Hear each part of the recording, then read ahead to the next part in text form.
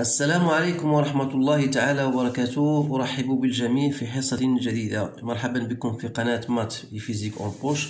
إن شاء الله في هذه الحصة سأشارككم موضوعا خاص بمادة الفيزياء، المستوى جذع مشترك علمي، والمتعلق بالدرس الذي له صلة بتوازن جسم بقوتين أو توازن جسم خاضع لقوتين. سنستدرج فيه من خلاله بعض التطبيقات، وكذلك بما يتعلق بدافعة أرخميدس أو لا بوسي دارشيميد.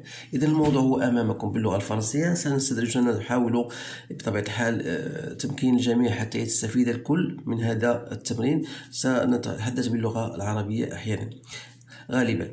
إذا vous avez un corps de masse M 240 grammes est accroché à un dynamomètre à ressort. L'allongement du ressort est de 4 cm lorsque le corps est dans l'air. Alors, on vous donne pour rendre G égale 10 newtons par kilogramme. La première question, calculer le poids du corps. Que représente l'indication donnée par le dynamomètre? Quelle est sa valeur et justifiée? Déduire la valeur de la constante de raideur K. Lorsqu'on plonge le corps entièrement, ici il faut souligner ça, entièrement dans un liquide contenu dans un vase gradué, l'allongement du ressort devient 3,8 cm et le niveau du liquide monte de 20 cm. Alors calculer la masse volumique du corps, calculer la tension du ressort quand le corps est dans le liquide. Quelle est dans ce cas l'indication du dynamomètre? Que représente cette indication? Déduire la valeur de la force de poussée exercée par le liquide sur le corps. Et enfin, calculer la masse volumique ρL du liquide. إذا الموضوع هو الآن أمامكم. يمكنكم توقفوا الفيديو حتى تقرأوا الأسئلة بتمعن ثم تجيبوا عن الأسئلة أو مختلف الأسئلة مطروحة. إذا أنا غادي نستمر، غندخل دابا ديريكتومون الجواب ديال هذه الأسئلة. إذا فيما يتعلق بالسؤال الأول، calculer le poids du corps. إذن هذا السؤال فهو سؤال سهل وبديهي. لماذا؟ لأن نعلم الغولاسيون أو العلاقة التي تربط بين الوزن والكتلة، دونك P égale mg. دونك يكفي أن نقوم بتطبيق عددي، علما أن لا ماس خصها تكون en kilogramme، c'est-à-dire عندنا 240، donc on va la convertir en kilogramme et on doit multiplier par G، donc c'est 2,4 نيوتن. إذا سؤال سهل جدا. إذا هذا السؤال الأول petit a. إذا petit b, que représente l'indication? On veut dire que représente l'indication. Donc là, le corps, bien sûr, il est en équilibre. Donc le dynamomètre, bien sûr, il va indiquer quoi? Lorsque le corps est en équilibre, il va nous indiquer le poids du corps. يعني غيعطينا المقياس أو ديال المقدار ديال الوزن ديال الجسم. إذا نقولوا بأن le dynamomètre, voilà, le dynamomètre va nous indiquer ou bien indique le poids du corps. Voilà la réponse à cette question. Donc, puisque le corps est en équilibre, c'est-à-dire on aura P égale à T est égal à 2,4 newtons. Question C. Déduire la valeur de la constante de raideur. Donc, la constante de raideur, vous savez que T égale à K delta L. De là, je peux tirer K. Donc, c'est quoi? C'est T sur delta L. On a T, c'est 2,4 newtons. Delta L, c'est T égale à 4 cm. Il faut la convertir en mètres. Et vous allez bien sûr obtenir la résultat 60 newtons par mètre. Voilà. Il ne faut pas oublier les unités. إذا بالنسبة للسؤال الثاني، lorsqu'on plonge entièrement le corps dans le liquide contenu dans un vase, l'allongement du ressort il devient 3,8. Donc ici, on a plongé bien sûr le corps dans le liquide, donc le volume du corps est égal au volume du liquide. Donc il faut bien noter ça. Donc lorsqu'on plonge entièrement le corps dans le liquide, voilà, c'est-à-dire que on aura le volume du corps, ça c'est le volume du corps, n'est autre que le volume du liquide déplacé. C'est-à-dire que le volume du corps, je note VC, sera égal à 20 cm3. Voilà. Alors dans ce cas, la masse volumique du corps, que je note ρC, sera égale à la masse sur le volume du corps.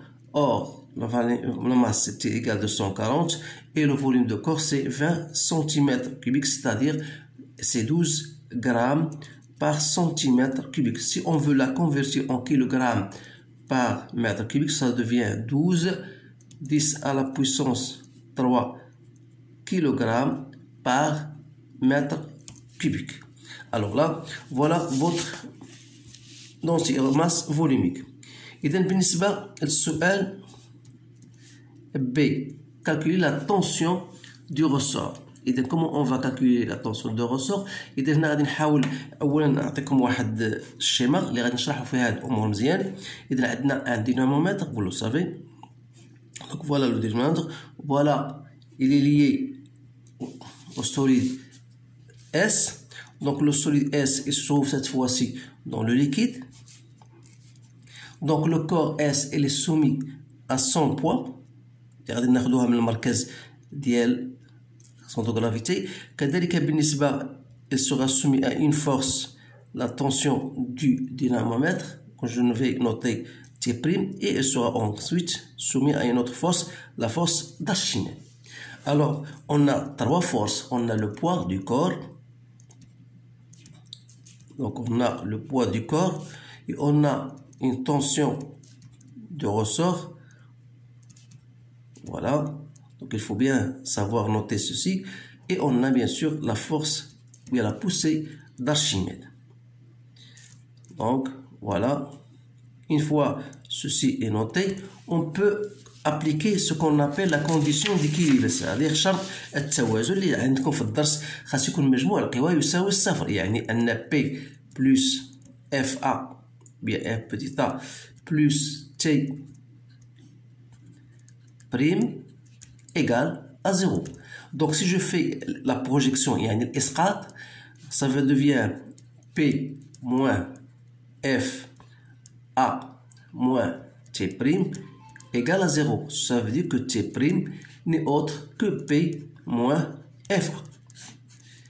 إذن هاد le dynamomètre في هاد الحالة on dit que le dynamomètre il va indiquer ou bien il indique ce qu'on appelle le poids, mais on appelle le poids apparent du corps. Voilà le poids apparent du corps qui n'est autre que P moins FA. Donc ça c'est P moins FA, ça on appelle le poids apparent. Donc on va passer maintenant à la question C, déduire la valeur de la poussée exercée. Donc vous avez la poussée d'Archimède FA égale à P moins T'.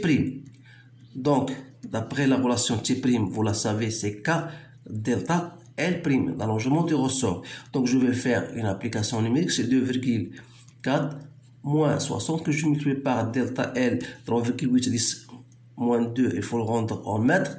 Donc j'obtiens 0,12 newton.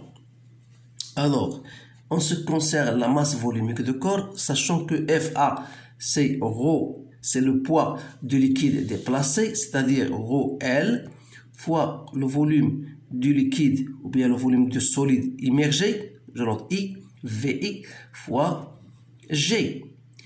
Donc, c'est-à-dire de là, j'applique de cette relation, je tire ρL, autre que FA, sur VI, fois G. Donc, c'est 0,12 fois le volume, c'était égal à 20.